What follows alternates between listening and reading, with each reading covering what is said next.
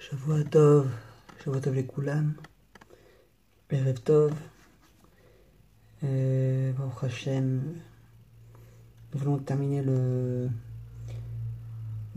d'entamer le premier Shabbat de l'année, donc on parle de Parshat Bereshit, enfin, on parle du début des parashiot, du début de tout, l'humanité et ainsi de suite. On parle de Simchat Torah, on parle d'un bon Baruch Hashem.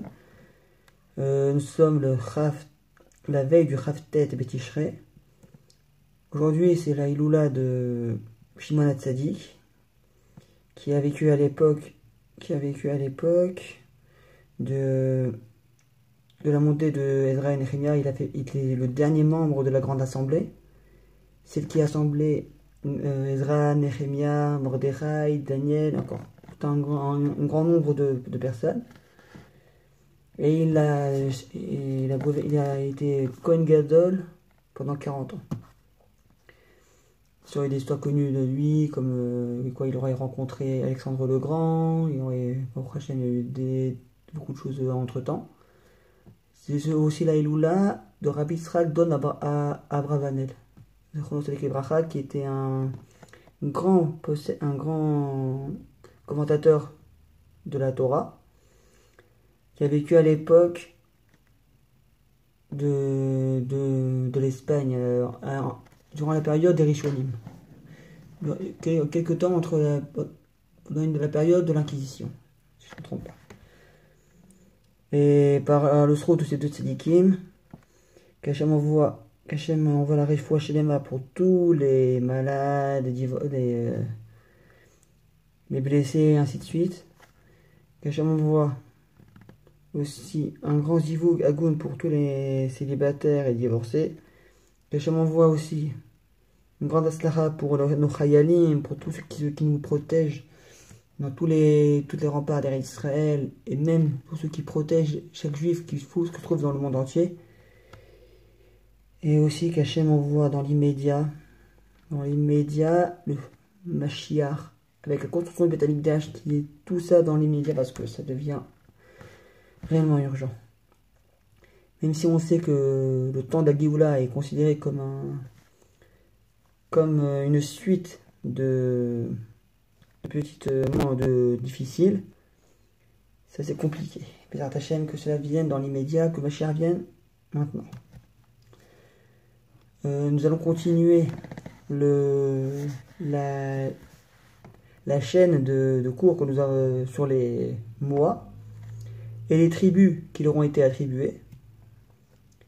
Comme certains peut-être l'ont vu, nous avons vu précédemment le mois de Shvat avec Asher, le mois de Hadar avec Yosef, le mois de Nissan avec Reuven, Shimon avec Iyar et Shimon, Lévi et le mois de Sivan, Yehuda le mois de Tammuz, Issachar le mois de Av, Zevulun le mois de Elul, et nous sommes arrêtés au mois de Tishrei qui était le mois de Binyamin.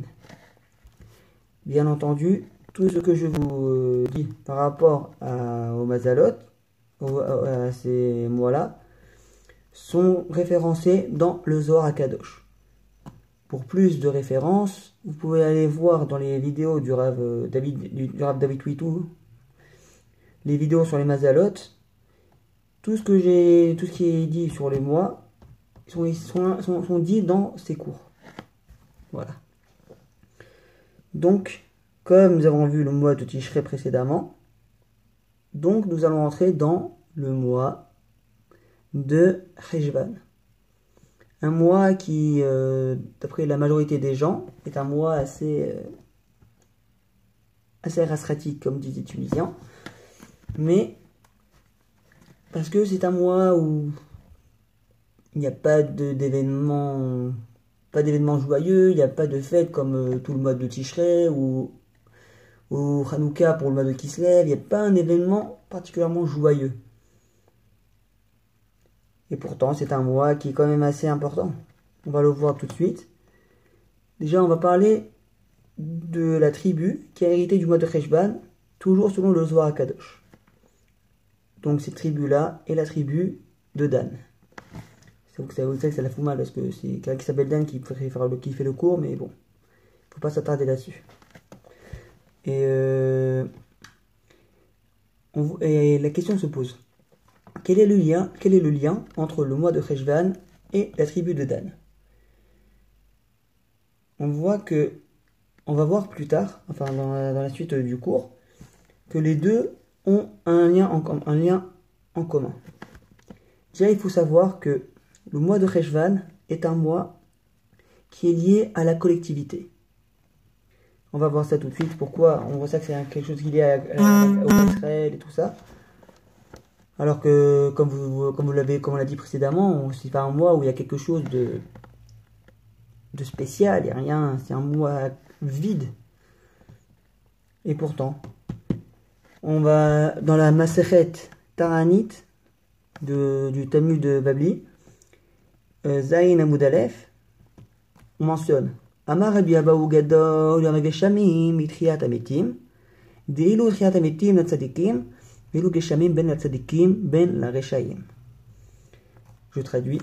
Dans le Talmud Babli, la Masechet traité Taranit 7, page A, Rabbi Abahu dit que le jour des pluies est plus grand encore que la résurrection des morts. Parce que la résurrection des morts ne touche que les tzadikim, alors que les pluies touchent les tzadikim et les reshaim. Les tzadikim et les moins tzadikim. Et quand on parle de la période des pluies, on peut parler exactement du mois de Cheshvan. C'est vrai qu'on commence à dire Mashiach Baruch Omred Geshem à partir à la suite, pendant le Moussaf de Shemini Atzeret, donc de Simchat Torah, mais c'est à partir du 7 Cheshvan que nous commençons à dire les brachot de l'année, comme pour les Sfaradim. Quand en été, on dit Barechenu, et l'hiver, on dit Barech Alenu. Pour les Ashkenazim, ils ont juste à changer une phrase au milieu du texte. C'est Ten Talomata Levacha pour l'hiver, et pour l'été, je ne sais pas trop, je ne me rappelle plus. Faut que je me ressource. Et donc, on voit que le mois de Cheshvan, à partir de ce moment précis, c'est un mois de collectivité, parce que le moment où la pluie tombe, elle touche tout le monde. Et elle permet, comme vous vous en doutez, le mot Geshem vient du verbe Leagshim, qui veut dire réaliser. Grâce à la pluie, chaque personne, peu importe qui il est touché par la bracha. Donc, voilà. Et quel est le rapport avec la tribu qui a hérité du mois de Cheshvan? La tribu de Dan, comme si vous vous rappelez dans la parashat, dans le Sefer Bereshit, parashat Vayechi, Perek Memtet, Pasuk Tetzaïn, donc 49, verset 16, Yaakov il bénit son fils Dan, il lui dit Dan etin armo ke'achad shebtei Israël. Dan jugera son peuple comme une des tribus d'Israël, comme une tribu d'Israël. Donc ça veut dire que là, on parle aussi de quelque chose de collectif, quelque chose d'unifié. Et en fait, je fais une petite parenthèse entre temps. Il faut comprendre que, comme on dit que c'est pas un mois, on a dit tout à l'heure que le mois de Cheshvan, c'est un mois où il n'y avait pas de fête, il n'y avait pas d'événement, mais il est essentiel de comprendre que ceux qui sont nés sous le mois de Cheshvan, donc donc le mois de Cheshvan et pas le mois de novembre, c'est le mois du Akra, du Scorpion, sont des gens qui sont de nature joyeuse, l'idée de vouloir toujours créer des événements ou organiser des fêtes et tout ça. Comme c'est un mois qui est de nature vide, donc ces gens-là essaient d'organiser des fêtes de façon générale. Donc Baruch Hashem, c'est des gens très festifs. Donc maintenant on revient à ce qu'on a dit, que le mois de Cheshvan, qui est un mois de pluie, d'abondance, de réalisation de bracha et ainsi de suite, la tribu de Dan a hérité de ce mois-là par rapport au fait que c'était aussi une tribu, le fils de Yaakov, qui allait réunir le Ham Israël. Mais quel rapport?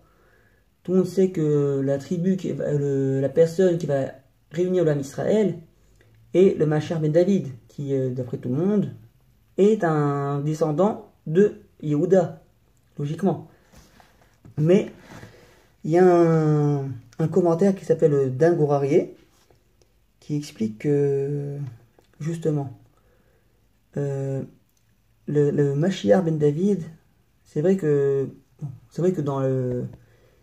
dans l'idée, quand on voit la personne qui est issue d'une tribu d'Israël, on regarde en général que le père, on ne regarde jamais la mère. Mais pour le Mashiach lui-même, pour le Mashiach ben David, il est important de mentionner aussi le nom de la tribu de la mère du Mashiach, parce qu'elle a un rapport avec ses caractéristiques et sa façon d'agir. Et justement, comme on parle de la tribu de Dan, donc la tribu de la mère de David Amelech, donc aussi de la personne qui va avoir le Mashiach, est issue de la tribu de Dan.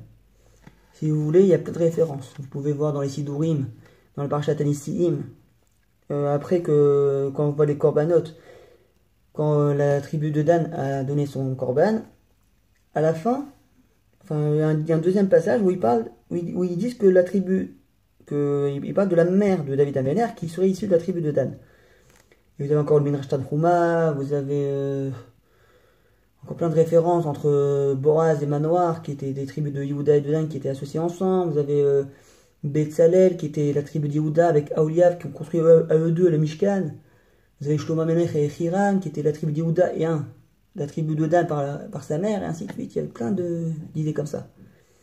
En plus, les deux tribus sont toujours ensemble. Le quatrième fils c'est Yehuda, le cinquième fils c'est Dan. Bon, il y a plein d'idées comme ça. Donc on comprend que quand on parle de la réunification du Ham Israël par rapport à la bracha de Dan, la venue du Mashiach, qui va les Kapetz, qui va réunir le Ham Israël.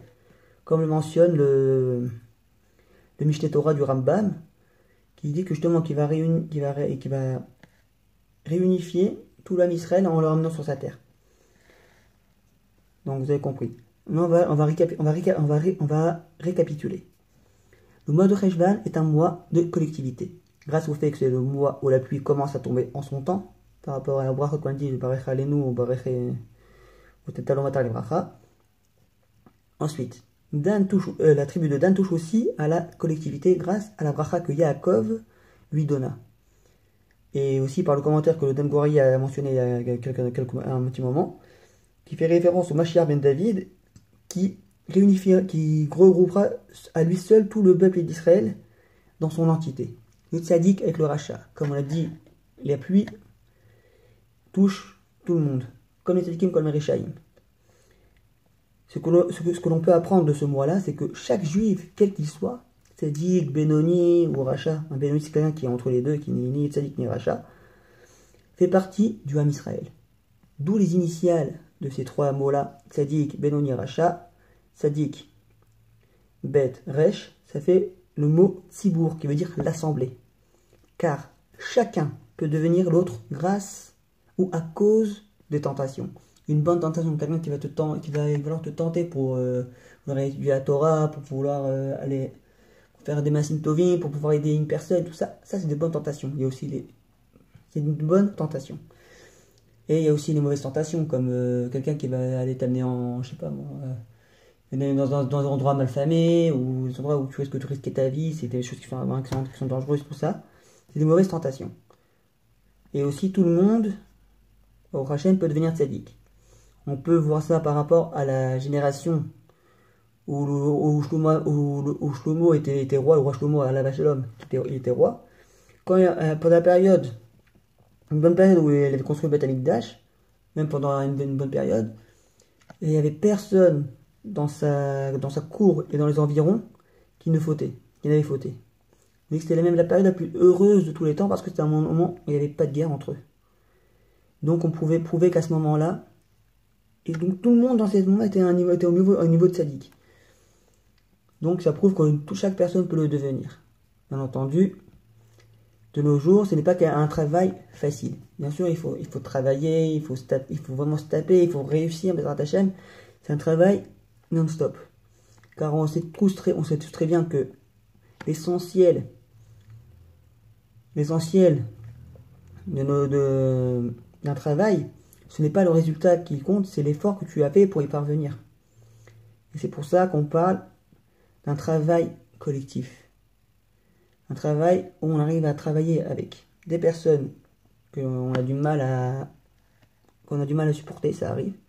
Des gens à qui tu veux une personne, tu as envie de lui coller une baigne, mais d'un point de vue humain, ça paraît logique de frapper quelqu'un que tu ne connais pas, même si tu n'aimes pas.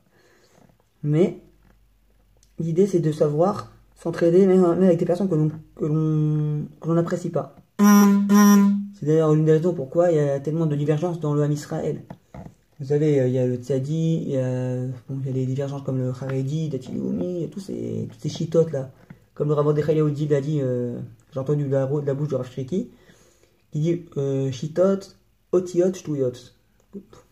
Franchement, au Hashem, je suis tout à fait d'accord avec cette idée.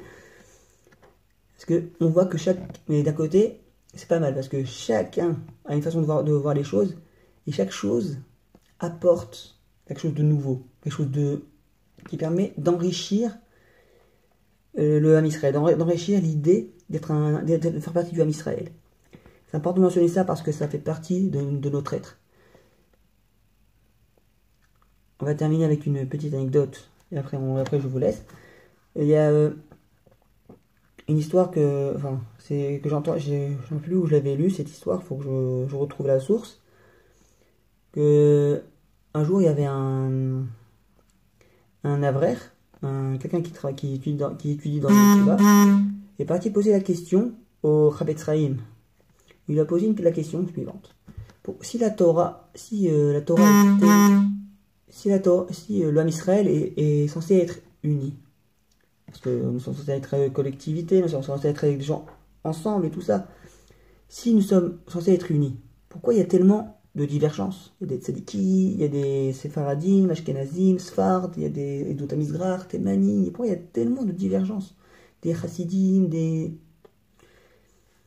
Le Chavetz Chaim lui répond, cette réponse-là, tu peux la poser à n'importe quel chef d'armée. Pour la simple et bonne raison que le Ham Israël est une armée. C'est quelqu'un qui est basé dans le côté de la collectivité. Il y a, bien entendu, il y a les Marines, il y a l'armée de l'air, il y a l'armée de terre, il y a les infanteries, les commandos, il y a les services secrets, tout un domaine rempli. Pour le Ham Israël, c'est pareil. Il y a des gens qui sont un peu plus basés dans la Kabbalah, donc c'est le côté Nistar, t'as le côté Khayal Hayam, peut-être c'est les Tunisiens parce qu'ils adorent manger du poisson. Bon, allez, je me casse, excusez-moi. Et vous avez d'autres idées pour montrer que si on était si chacun avait la même pensée, si chacun ne pensait pas différemment pour faire grandir la Torah, ça aurait été compliqué parce que la Torah est tellement vaste, elle est tellement énorme qu'une seule pensée ne suffirait pas à tout découvrir. Alors que chacun ait une divergence, c'est bien. Ça permet justement d'élargir la gamme, d'élargir des idées en espérant que cela puisse aboutir à une unification. Et nous, Chadé Shalom, à une division. Donc, j'espère vraiment, Bezrat Hashem, que ce message permettra à chaque personne, peu importe de quel monde il est venu, d'un monde plutôt Haredi ou d'un monde, peu importe d'où il est venu, qu'il comprenne que chaque endroit d'endroit où il est venu, qu'il prenne le meilleur de cet endroit-là et qu'il ajoute dans la collectivité d'Israël, qu'il amène à faire quelque chose de meilleur. Voilà. Donc, je vous souhaite à tous Laila Tov, Shavua Tov, Chodesh Tov, et qu'Hachem envoie que des bonnes choses pour chaque personne d'Israël, et avec à son bord Mashiach et le Beth Amikdash.